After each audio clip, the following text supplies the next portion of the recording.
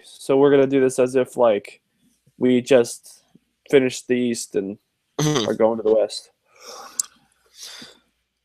Moving out west now, we go to a series that had one of the best games I've seen in a long time. Pat, I'm sure you must have felt the same. Three overtimes it takes for the Chicago Blackhawks to defeat the Ducks. We're 1-1 going back to Chicago.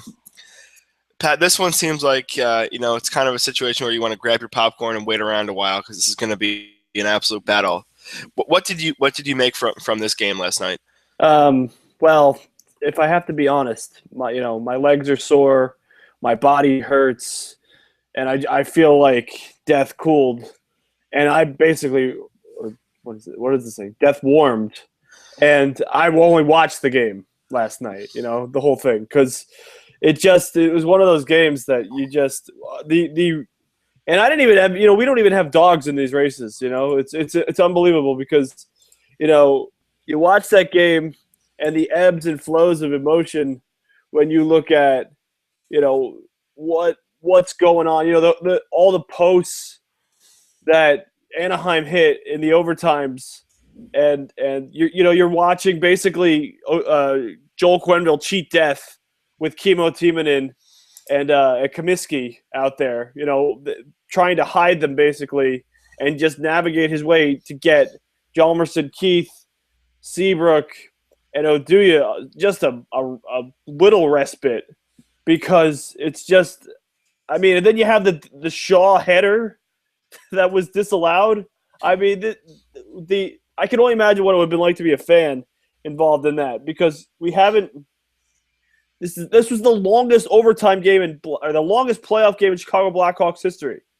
Which, think about that. That's incredible. It is, and the Ducks did play that one with Dallas a few years ago. Actually, Mm-hmm. about 12 years ago, that went five overtimes, which is Yeah. just insane. Yeah.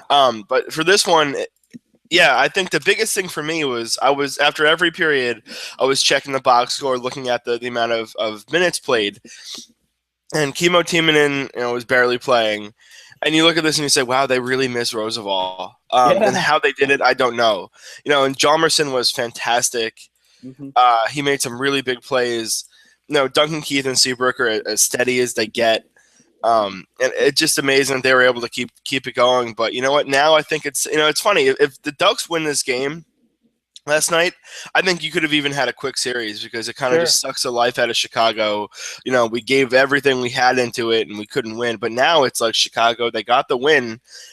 Look, I think we're going back to Anaheim for Game 5, tied 2-2. I really do. I mean, this is such a good series with big time names, and it has everything. I mean, this is must watch television for sure.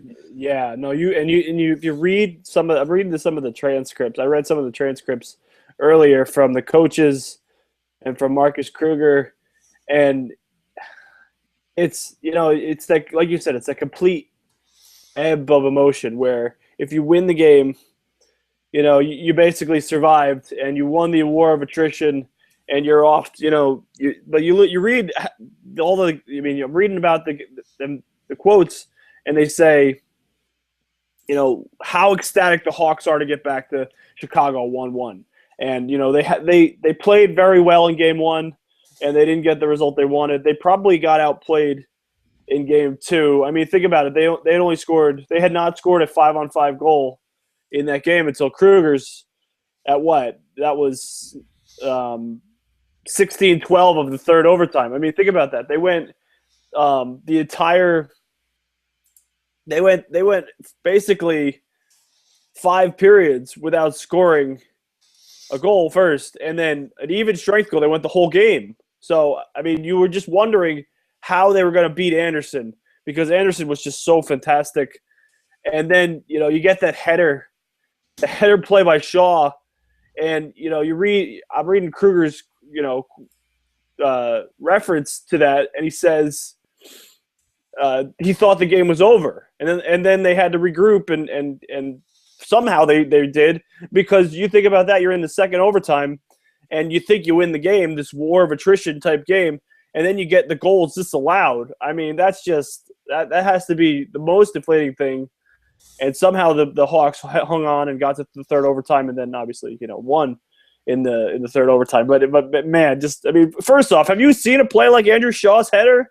I can't remember the last time, or if ever, that I've seen a true header into the net. I mean, yeah, we've seen pucks go off guys' heads, but I mean, the Premier League might want to send scouts the next game to check him out because he made pretty good contact on the puck. I'm sure a couple teams in the football world would like him. Yeah, the thing, all the guys play soccer under the of course. under the annals of the arena before game time, and you see them playing at times, or I see them playing at times, just out of the blue, and you wonder sometimes what that does, just because they're using their head, they're using their legs, and they're all these body parts that you can't use to score goals. I mean, it's obviously for reflexes, but then and Quenneville actually referenced that in his post-game presser. He said he probably got that from soccer before games. Yeah, I would think so.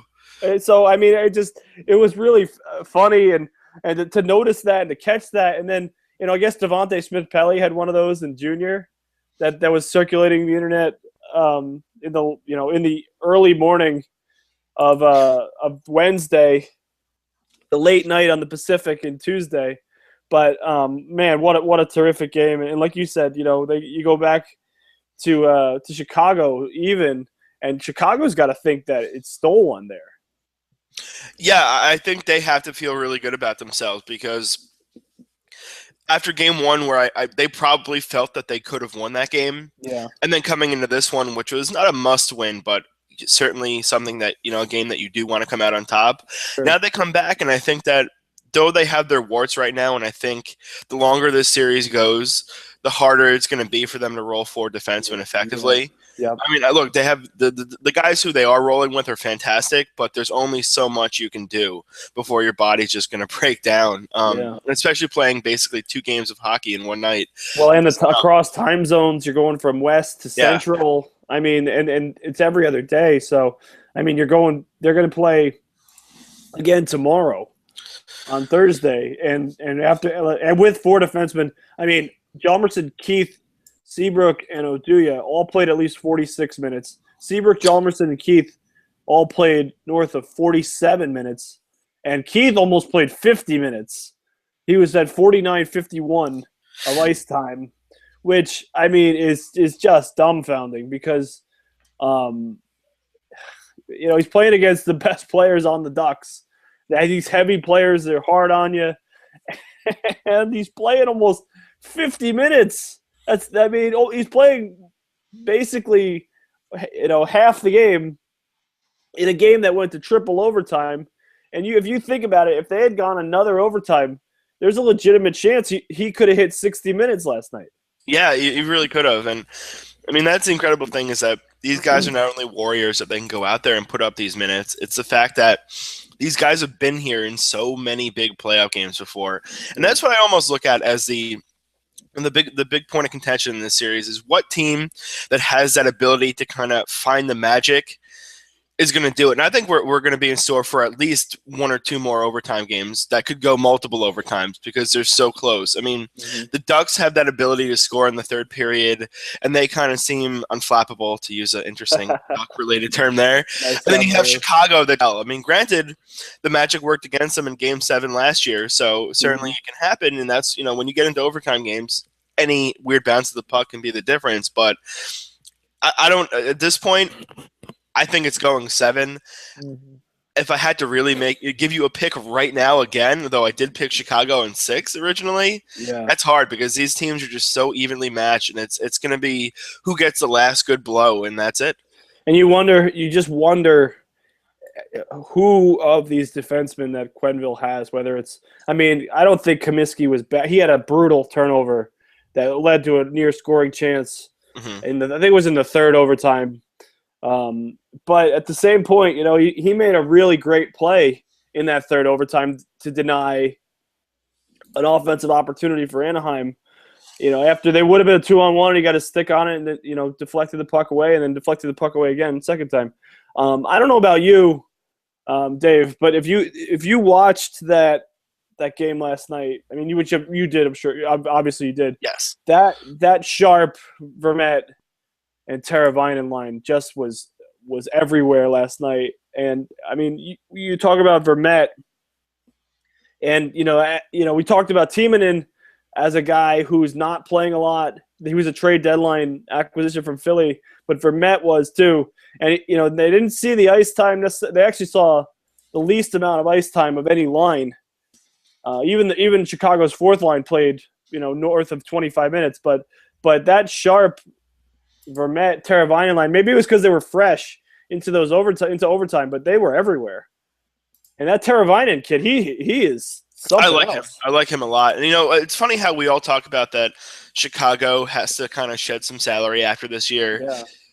Look, they've done it twice now. They know how to find some guys in their system to come in and be good players. And Teravainen, I think, is going to be very good. And that's kind of what you need, especially for Chicago, who, not to say that they've plateaued, but they know even what they're getting from themselves. Yeah. If you interject, especially with Kane coming back way earlier, and then now like a rookie who can make an impact, and that makes a big difference because it just kind of changes the culture a little bit and gives you more faith in a different guy. And look, Quenneville, who's an excellent coach, did the right thing last night. I mean, obviously he was very conscious of every single time he put the third pairing out on the ice. Yep. He didn't, and he didn't go trying to split them either. Yeah, because sometimes you'll try to hide a defenseman by splitting two of them up and doing something like that, but he didn't do that, which was interesting, especially when the game went 3 overtime. So yeah, he made all the right moves, and it worked out for him. Yeah, no, I was really impressed with that line, and it's interesting because referring to this. I don't know about I watched Game 1 really closely, and I think Brad Richards has been fantastic in this series. I mean, with Kane and Bickle hasn't been great. He's struggling a little bit here. It seems like he's almost miscast on that. I mean, you got to have the grinder, the playmaker, and the finisher on a line, ideally for scoring line. And you wonder just how long again they can. Not get production out of Patrick Kane here in this Western Conference Final. He doesn't have a goal yet. I don't think he has a point yet. But I mean, Brad Richards was, had an assist again, and I think he's been one of the best players on the ice for the Blackhawks. I mean, he scored the goal in Game 1. He was very, responsible defensively, and I think he's just one of those guys. Whether the money is what it is, or whether his age is getting up there, he's just one of those playoff performers, I mean, he's a Conn Smythe Trophy winner won it in Tampa in 2004, and it's just like it seems like the puck seems to find him this time of the year. It does, and there's something to be said about a guy who's just been a career good playoff performer. That sure, maybe he's had his ups and downs, and with the Rangers it wasn't great, but here's a guy who I think that he looks at the playoffs as just any other game. I mean, he doesn't seem to grip the stick too tightly. He doesn't seem to have all of a sudden have a drought and just fall off like some players tend to do. Mm-hmm. He's just a guy who can bring in every night, and that's what you need. And that a lot of people were not happy with that signing when it happened because they all thought he was done. And I said, look, if there's anyone who can get more out of Richards, it's Chicago in a good system surrounded by good players and good leaders and good coaching, and it certainly worked out for them. I think that you can make the case that they might not even be here right now if they didn't even have him on this team. There wasn't a lot of risk for that deal, though. I mean, one year, try to get the most out of Brad. I mean, he didn't have a great postseason last year. I don't think he's been as bad as it's been made out to be, mostly because the whole thing with Tortorella and Richards in I think it was the 13 playoffs. He got moved to the fourth line. Was such a big storyline, and then it was even I talked to him earlier this season, and he knew that the compliance buyout was not about his play. It was about the money and the term. And you look at, what the LA Kings went through with Mike Richards this year and, wishing they would have done that last offseason. It was just a lot of money, a lot of term. And, if you get a free out, you're going to take it in that regard. He also said that he was, you doubt yourself a little bit when you get in those moments. And like you said, you get him on a line with Patrick Kane, and I think some of that doubt starts to creep away there. Let's flip real fast to the Anaheim perspective, just because we spent a lot of time talking about Chicago and about how they've basically felt like they stole this one. But from Anaheim's perspective, their goaltender was really great. Anderson was terrific. 53 of 56 he stops. Some just exceptional 10 bells. I mean, you look at some of the chances they had. I mean, Shaw had a chance where he deflected a puck basically at full speed, and Anderson somehow got it with his pads, and just the stops he made, and Anaheim had all the posts.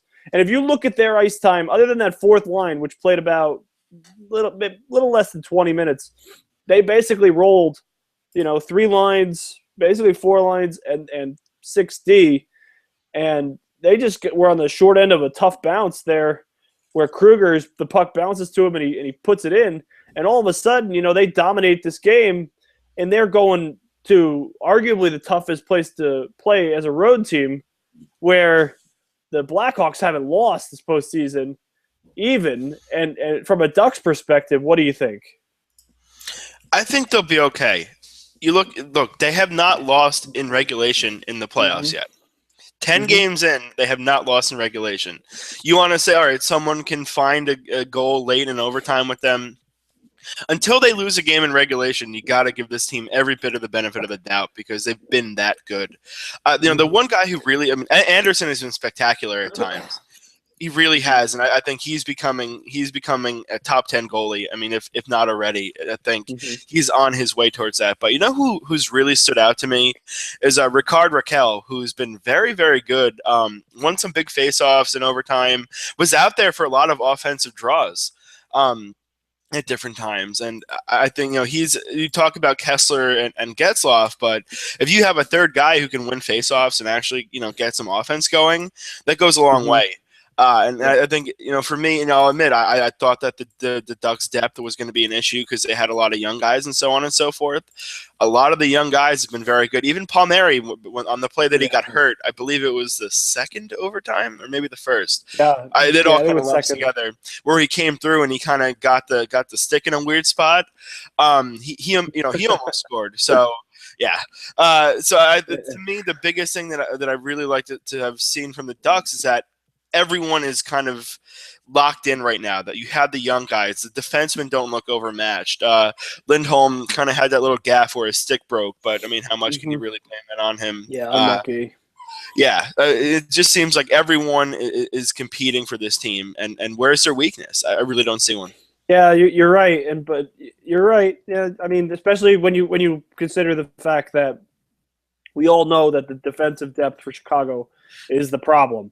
And, you look at, like you said, the guys they have in their lineup, the guys that are playing every night. I mean, Simone Dupre has been pretty solid.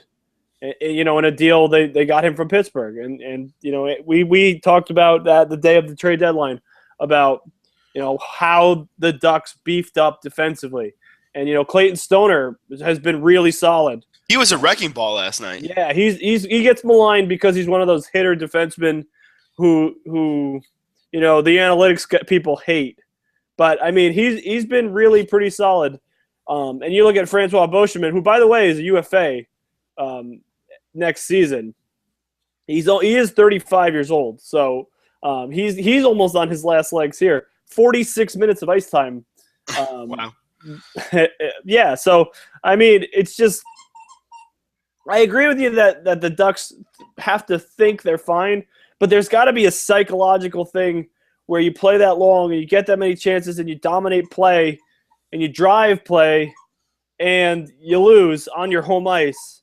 And you wonder, coaches talk about how, not letting these things carry over. But you got to think that some of this might carry over, especially as they go to United Center. Yeah, it could, but, again, I think as we were talking when we were doing the East part of this, is that you can't get too caught up in one game. And I think that really the way both series are going to be is that it's just so close between these teams that you can't look at the overall. You just kind of have to expect that both teams are going to come out and give you a good game every night, and that's the way I'm looking at it now. Where I think we could almost beat it to death thinking, oh, well, we know this now or we think this now, but really, I think it's just going to come down to look, who's going to make a play late in some of these games and win an overtime or two. I think that's the difference at this point. Yeah, I agree. You mentioned Kyle Palmieri. He had a game-high 8 shots, and he only played 24-36. He was good last night. He was. He was. You want to wrap it up? Yeah, that's cool. Or do we want to use the same wrap we used? Because I don't think the wrap was that good yesterday. Yeah, we can wrap it up. Okay. All right, you want to go for it, and yeah. I'll chime in after. Okay. Yeah. Well, Dave, we've seen some entertaining games. We've finally seen some goals here in this playoffs. What are you looking forward to as the playoffs, Eastern Conference Finals here heat up, really ramp up? I want to see a track meet game between these two teams that both teams score. We haven't really seen that in the playoffs, and we probably won't get it. I'd love to see a 6-5 or 5-4 game. Yeah. It's kind of almost going to a basketball term, last shot wins sort of. It would just be fun to see that because I think that the series has the makings of that because these teams are so fast. I would love to see a game where maybe the goaltending kind of takes the night off, and all of a sudden it's just about who can make the best plays 3-on-2 or so on and so forth like that. To be fair, the last shot won in the Chicago-Anaheim game too. So yes, it did. But yeah, no, I'm looking at Tampa Bay and New York. The goaltending has been terrific. Obviously, Lundqvist aside in game 2, but you can't really blame him for those. But like you said, the speed of those teams, and basically both series, it's basically the war of attrition out west versus the track meet in the East. And the East has been really entertaining, so I'm looking forward to that. But we'll get you more analysis and more from those series as they heat up later in the week. I'm screwing this up. No, that's fine. Sorry. Getting a cold here. Let me start that over. Okay. We'll get you more analysis, and we'll get you more breakdowns from both conference finals series as they heat up into the Memorial Day weekend and next week as well. For Dave Turner, this has been Pat Pickens for another playoff edition of Puck Talk with Pickens and Turner. Have a good weekend. Cool. All right, let me take this down now. Perfect. Okay. Yeah, this both these series I think are going really long. I do. I can't see either of these teams. Tampa I think is more talented than the Rangers to be honest, but the goaltending and just I think it's all Lundqvist. I really do. I mean, Lundqvist is just going to carry them. Yeah. No. I mean, what's interesting though, and we talked I think about this yesterday, is that you can't put any of those goals on Lundqvist.